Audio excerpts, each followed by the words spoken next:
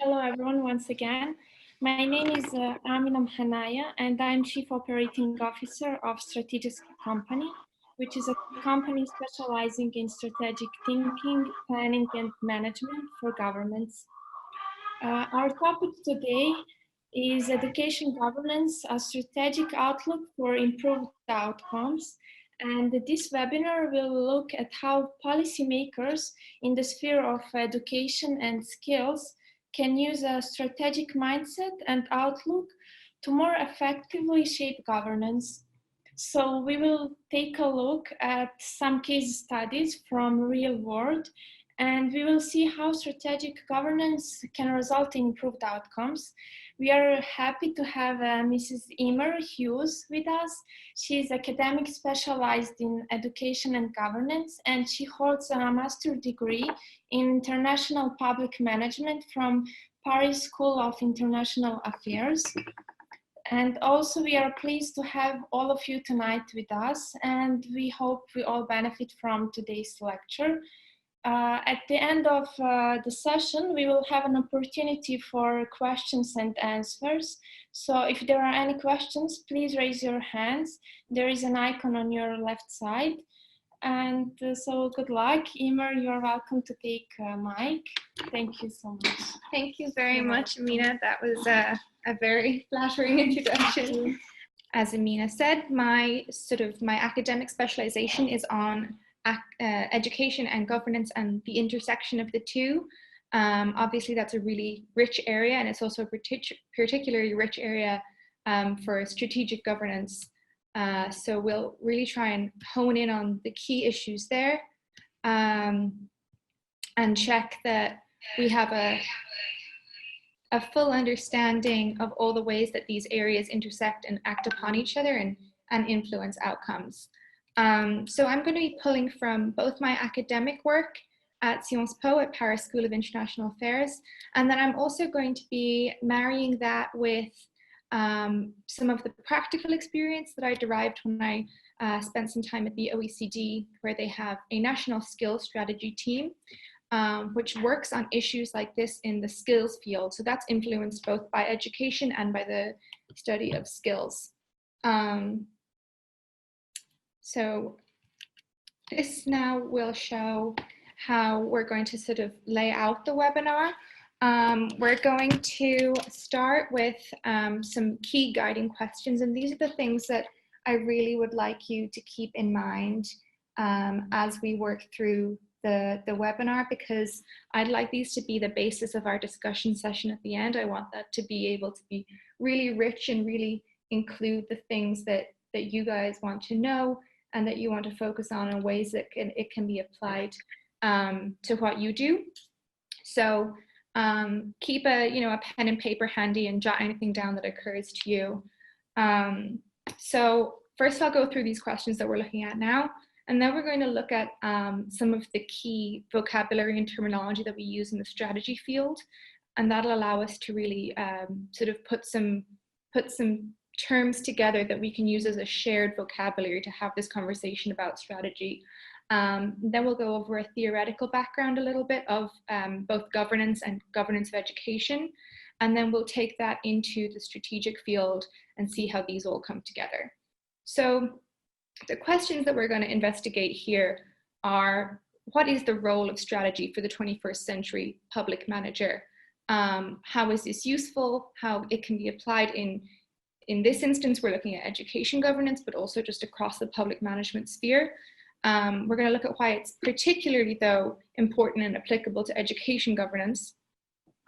And we're going to look at the issues that exist in education governance today and where the room for improvement is, because there's always room for improvement. And then we're going to look at the questions and the issues that are going to confront education policy next year, in the year after that, and into the near and midterm future, and the kind of global trends that are going to define education policy for the next couple of decades. And we're going to look then at how a strategic issue can be applied to these, and they can optimize outcomes for any and every governing body, governance policy, whether that be local, regional, national, global governance, they all need this strategic approach to education governance in order to make the most of what they have.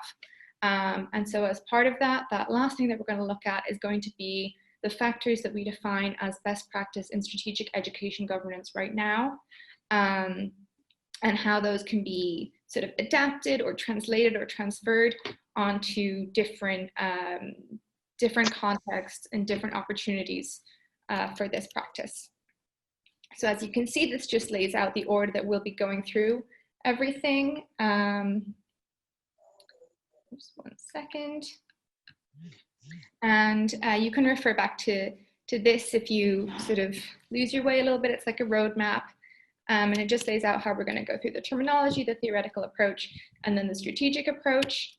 And here we have a demonstration of our, what I call our shared terminology for strategy. And as you can see in this little word cloud, we have most prominently the words text and context, because these are the two keywords, I think, for strategy. The text is defined as the facts. These are the things that are concrete, that are true, that are unchangeable, and they refer to that aspect of the policy area that you're trying to work in or the policy itself. The text is then surrounded by the context. And the context is the part that's really, really relevant for strategy, because it's the part that we can act upon. The context is what you want to be able to shift strategically in order to maximize your control of the text. It's the way that you gain the strategic advantage is by shifting the context to your advantage to achieve your goal. So I'll just make sure that we're all clear on that.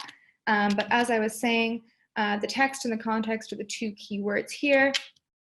The text is the unchangeable facts of the situation. It's the concrete, non-abstract, sort of tangible aspect. And then the context is the operating environment, and that's what we want to be able to act upon for strategic advantage. And everything surrounding these are ways that we can act upon this context, and also ways that we can define the actions that happen within this context. So as you can see, right between text and context is the word vision. And it's a bit of a buzzword, and it's a little bit untangible sometimes. It's a little bit hard to define, but it's really, really important to have a clear, defined vision to be able to act strategically. So that is your kind of, it's the sum of all your objectives. You can see the word objectives at the bottom there, and those are the things that work towards creating your vision. But in order to define these objectives, you first really have to start with a vision. So then after we have defined this clear vision, we have identified our objectives, you can talk about the word confrontation, which sounds a little bit aggressive and it sounds like a bad thing, but really what the word confrontation means is it's a sort of a frame for analysis. So it's a way of dealing with the problems that may arise. It's a way of looking at the challenges that may occur.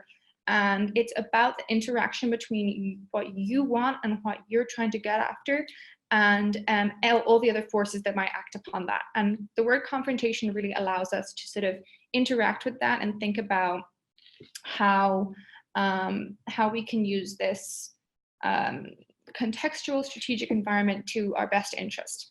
And the way that we do this is we use tools, and tools are the things that you have available to you. And it's tools that allow you to execute your operations and your tactics. And operations in a policy context essentially refers to implementation. But what's important to remember is that these operations and then on a lower level tactics are as much a part of your original vision as anything else. A clear, well-defined, perfectly written policy is really not very much good if it cannot be implemented. And people often like to kind of lean on that as a crutch in policy making and say that, oh, the implementation was the issue, this, that, and the other. But really, at the end of the day, if the policy cannot be implemented, that is a policy problem. So it has to be written into policy from the very beginning. And the issues that can affect that ability are the confrontations. Technical issues I would refer to as a difficult strategic environment that is defined by push-pull confrontation. So yes, so these kind of environmental factors that we're talking about. And as we have been saying, they are countered by effective strategy. So effective strategy is a strategy that has the tools at your disposal to control the space at the time or another aspect of the context in which this text is operating. The policy in this case being the text, and the space of the time is your implementation setting. So it's essential to have these in mind and to have the tools in mind that you will have available to you while you're designing the policy. You have to have a really good vision of what those tools will be, what space it'll be operating in, and what time it'll be operating in. Because without a realistic grasp on all these things, it's impossible to put together an education policy that is going to be adequate and adapted for the setting that it's trying to work within. So the upshot of all this is that these words kind of allow us to talk about strategy within the policy world. The strategy is this plan of tactical and operational actions using the tools that you have, and they take you through potentially a difficult operating context, and hopefully you will eventually achieve the objectives that make up your vision.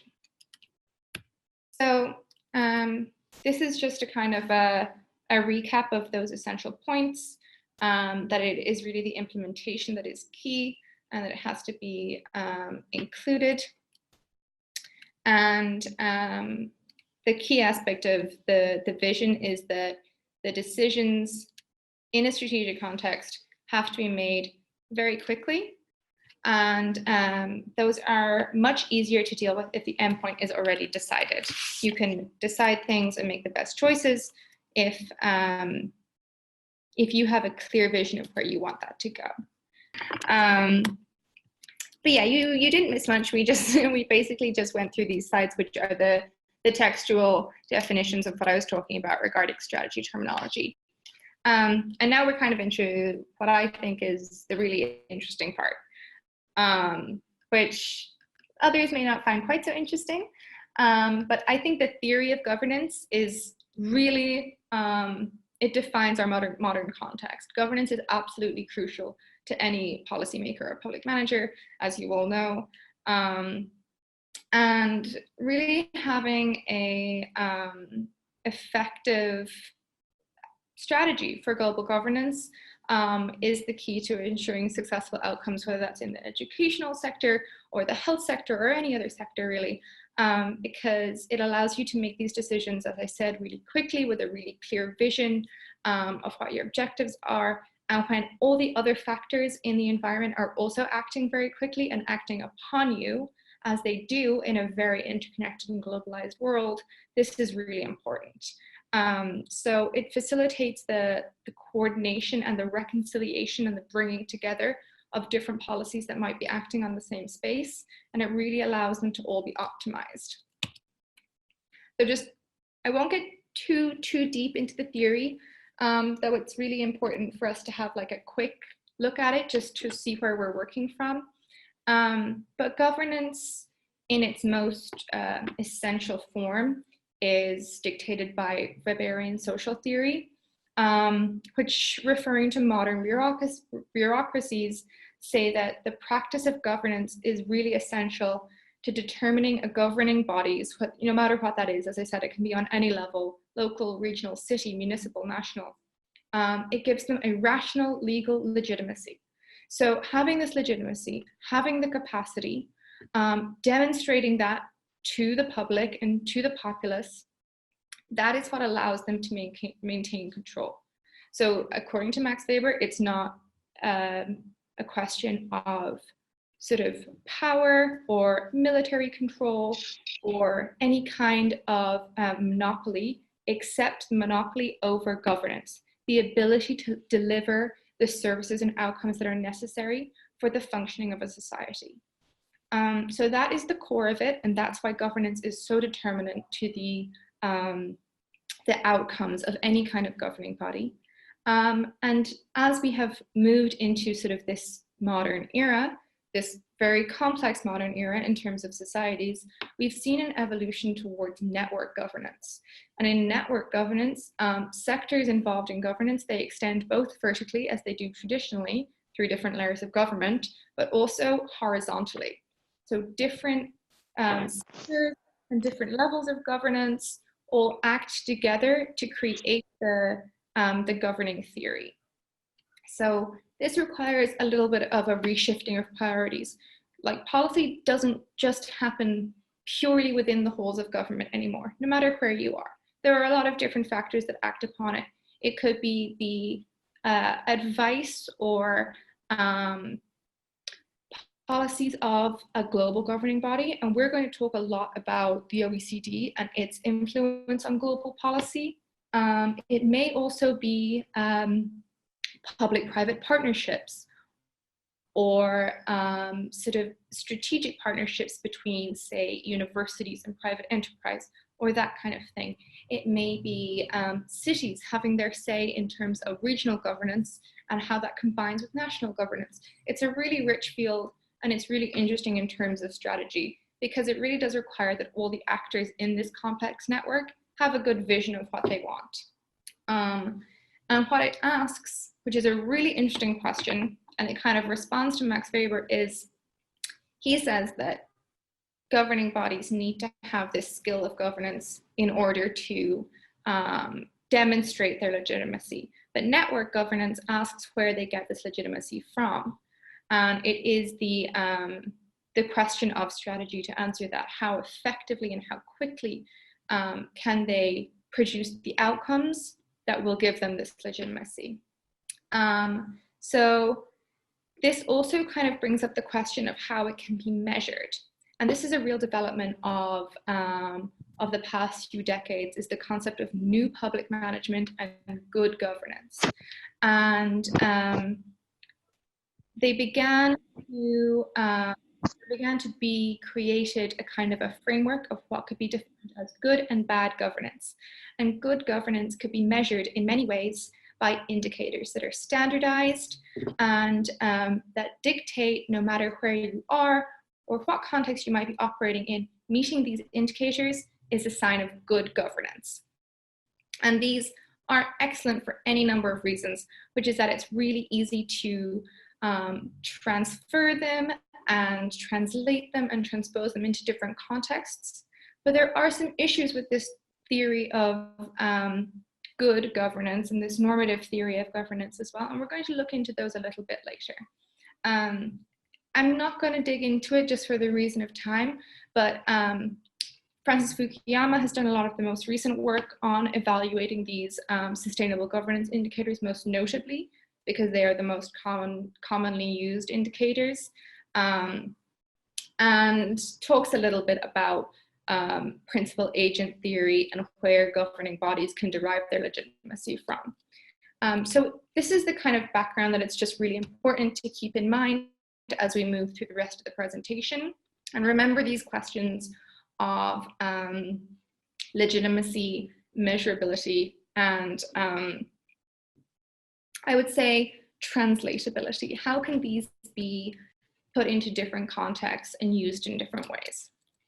And this leads us very naturally into our next question, which is, why is governance important for education in particular? And here we can see a demonstration of the ways that network governance works.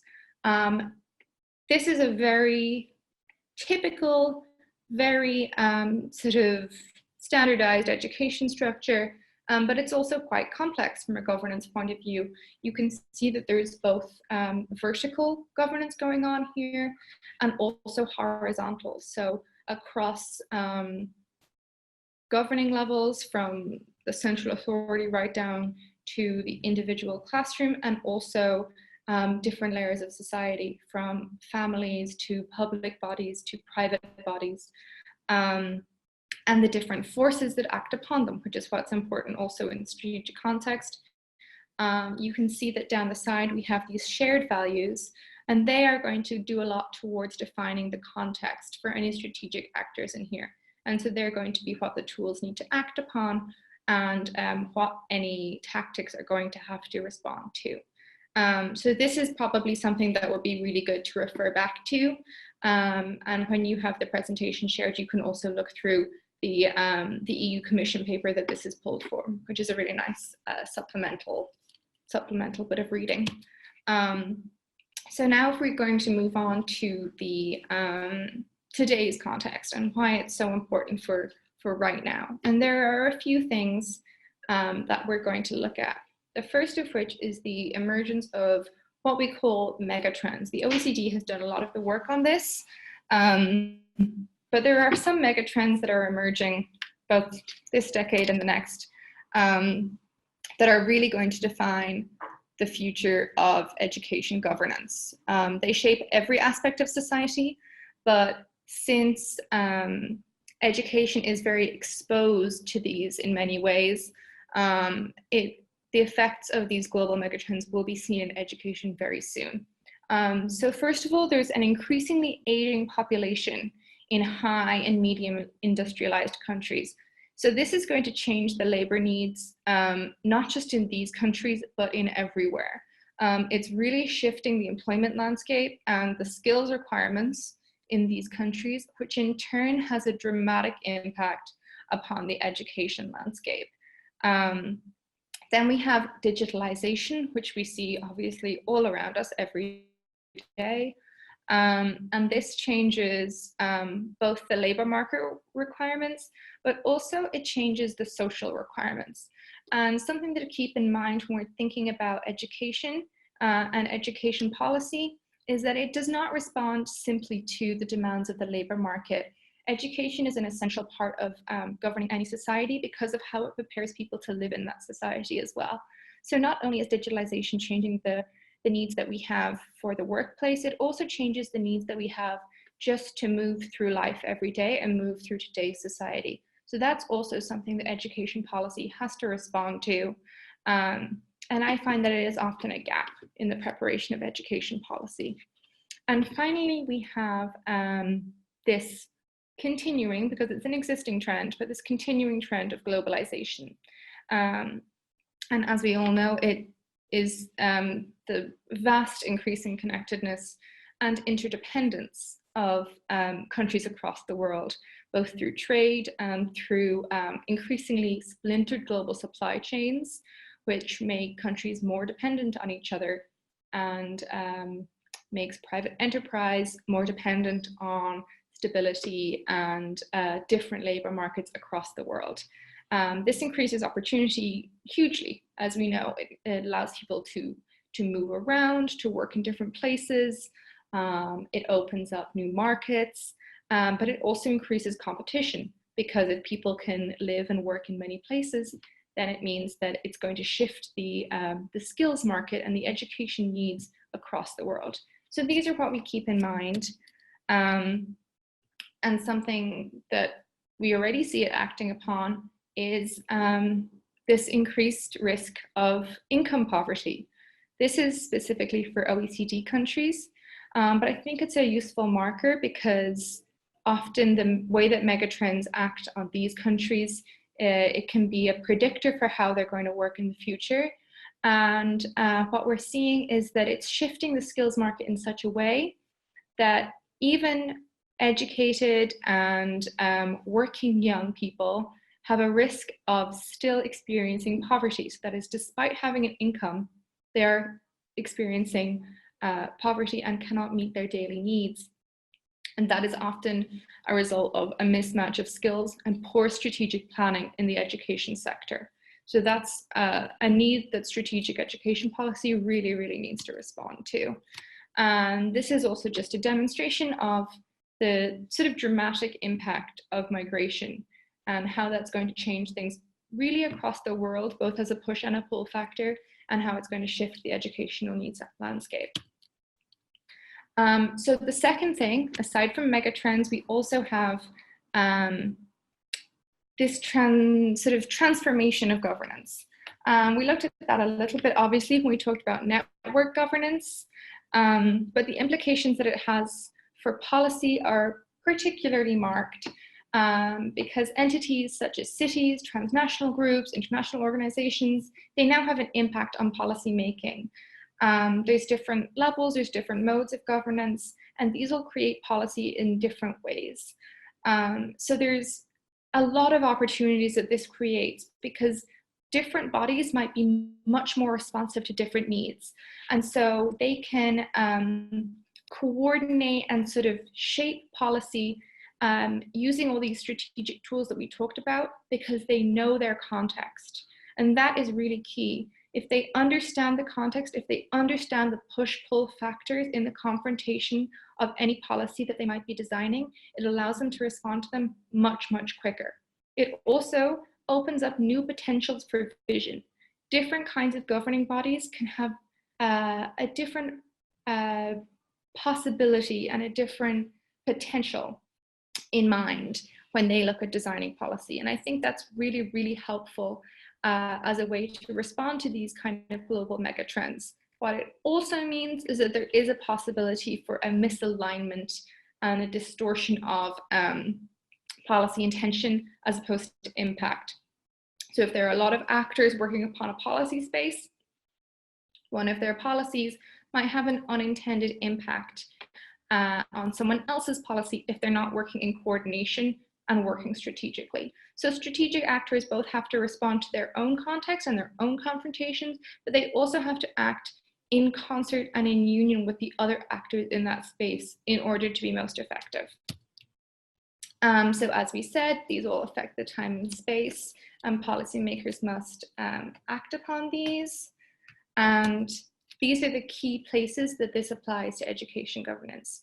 So these are some factors defined by the OECD in their sort of strategic education governance team that allow for an effective strategic policy. So a strategic policy is not necessarily the nuts and bolts of an education policy, but it's a kind of an oversight of the way that education policies can be best created. And so what they're saying is that a really good strategic educational vision for a national body, for any kind of governing body, will include these factors. So accountability refers to the organization and the governance on a more modular, smaller level. And it ensures that the incentives and disincentives are aligned with the ultimate vision of the policy. It's important that in a strategic vision, there is an allowance for local discretion and choices at the implementation level to affect accountability without it being entirely top down. So you want to be able to ensure that there are robust accountability systems without those being inflexible and too rigid for the operating context.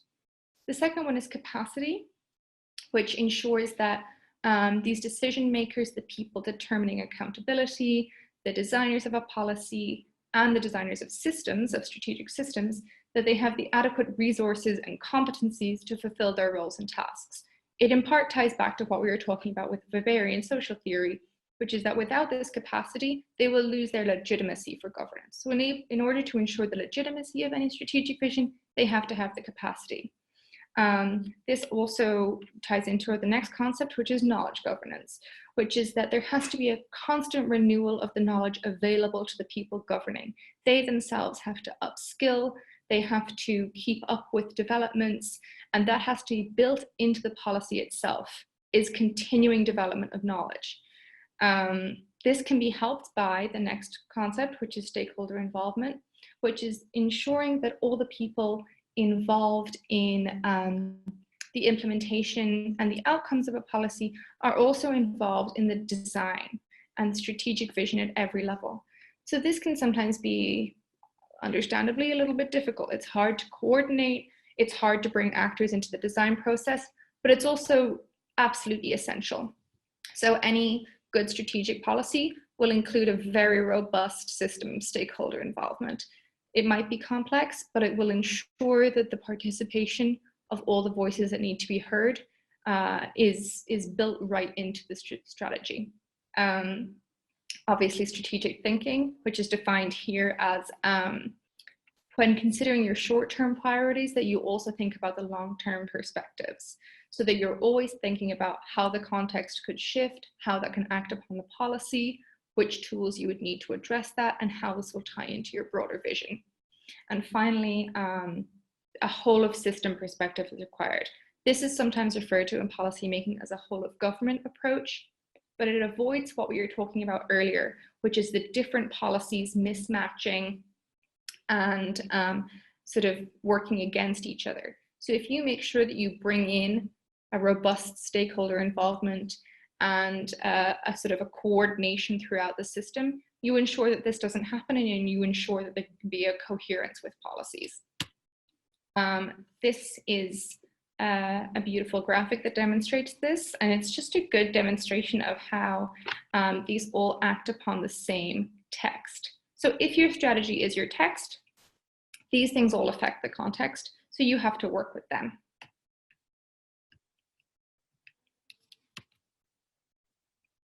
And now we come to our two case studies, which are going to be Norway and Ireland. And I promise that even though I am Irish, there was no bias involved in selecting Ireland. That is not a personal preference or anything. It's just, you know, it's just the way it is. But so I would first like to note in presenting these case studies that this is what I really want to talk about in the discussion session. Because if we think back to what we talked about earlier and the issues with quote unquote good governance and these governance indicators, part of the issue is that they require that policies be just picked up and planted down in a new context. And as we have discussed, that is not effective strategically. That doesn't allow it to respond to the context.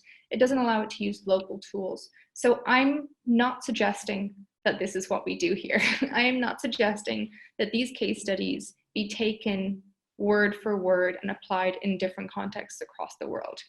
What I think is that what we should draw from them is the ways that they have used strategic thinking, and then think about how that same thinking can be adapted to a local context. And they're a nice example of the use of different kind of strategic techniques and the implementation of these key factors. Oh, sorry, Peter's trying to update. These key factors in an actual practical context that has led to the development of real policy. So the Norwegian skills policy is largely defined by its Skills Policy Council. And this is a really nice example of very effective stakeholder involvement and a very, very effective whole of system approach. The ways that it does this are it pulled the stakeholders in and ensured that everyone had the same investment in the topic and therefore investment in the good outcomes, and made them all really a part of different accountability mechanisms within the policy. So different bodies are involved in determining skills needs and then incentivizing educational institutions to provide these skills.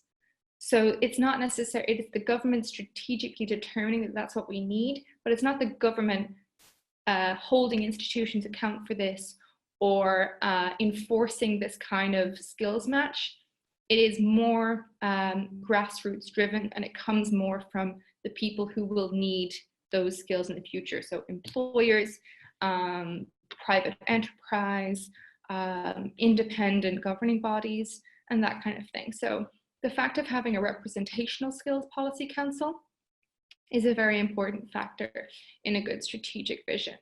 The other subcommittee that they have is a future skills needs committee. And this is pretty innovative, and they do things in a really, really interesting way. But what they have is a kind of a skills prediction capability, which maps out the labor market today. It applies the influence of megatrends, and it maps out what the skills needs will be in the future. And this allows a much more effective structuring of higher education, continuing education, vocational education, which makes sure that there isn't going to be gaps in skills in the labor market, and also ensures that you're not going to have issues like educated people having a poverty level income despite being in employment. So that is really key. And now we move on to Ireland, which, as you can see, also is defined by the use of a skills council. And this is part of a kind of a broader overarching skill strategy, which is essential in Ireland because Ireland is extremely exposed to global megatrends. It is a highly developed country with an aging population. It's also at the heart of many global supply chains, and it is very dependent on global supply chains for a large chunk of its economy. It's a knowledge economy, so it must keep up to date with the skills and knowledge required in the future. And it is in a great position to take advantage of these megatrends at the same time. So it has high risk from megatrends, but also high reward. So the government recognized this and put together a skill strategy through to 2025 to make sure specifically that Ireland has the tools to take advantage of this context to their benefit. So they wanted to get ahead of the context and any confrontational push-pull factors that they might be exposed to through these megatrends, and make sure that they were the ones in the determining position. So like Norway, it includes engagement from stakeholders across horizontal levels of governance as well as vertical levels of governance. And it also has a focus on changing skills needs. And it refers to an expert group from across public, private, research, higher education, to ensure that this evolving knowledge governance is equipped for the future, and that it can identify any thematic or sectoral gaps that might be coming up in the labour market as a result of changing skills needs. So this council and the experts on the council are in a way the tools that allow Ireland to shift the context to their advantage. So I think this is a very good example of strategic education governance applied across the system, across the network governance, and with pretty proven success to this point in being able to influence the education policy and the education and skills that are provided by the education system. So that's it from me. That's the end of the information that I'm going to provide you, but I really want there to be some time for discussion. So I have some final thoughts here. As I said, which aspects of these cases could be brought into the context that you practice within, or that you think you're going to practice within, and also what some examples of policy gaps might be that you can see, and ways that you think strategic education governance could address these. I'm going to leave it on this, and I might just turn to Amina actually for some help coordinating the question session. I think the easiest thing might be for everyone to submit the questions, and then I can answer them all together. So will I say maybe in the chat is the way to do it? Yes, I think you can. Okay, so thank you so much. That's fine. So we'll take maybe a few minutes for everyone to get their questions sent in the chat box. Hopefully you have been recording them down throughout. And these final thoughts can also be some guiding questions to start our discussion. Yes. Can we see if there's anyone who has raised their hands? How might I do that? So we have a question about the sustainable governance indicators. So these are the Bertelsmann sustainable governance indicators, and they were developed to find ways of measuring and defining governance. Obviously, it's a really abstract concept that's hard to pin down. So these sort of break it down to units that can be measured. I'm pretty sure there's a link to them in the presentation, but I'll note that down as something to definitely send as follow-up. But they're not the same as the SDGs, for governance. They're linked to them and the two interact a lot in the policy space, but they're not completely overlapping. They were developed, I believe, before the SDGs. The Fukuyama piece is also really useful for thinking about that and thinking about how it relates to the SDGs. And then another question that I have is about the relationship between education and GDP. I would say that is really dependent on the specific way that global megatrends affect a country. So if in this sort of shifting global context, there's a need for highly educated workforce to be a part of supply chains in some way, just to use the example of Ireland because it's what I know. Ireland has a high demand for tertiary workers, which requires, you know, a lot of university educated employees. And the way that this relationship between education and GDP would be formed is if the education system is not creating the labor market needs, the skills that the labor market needs. So if there was this opportunity in Ireland for a lot of educated workers to get a position in big global supply chains and the education system had not been producing these skills, that would impact the GDP. So that's where it's really important. The difference between private and public education, that's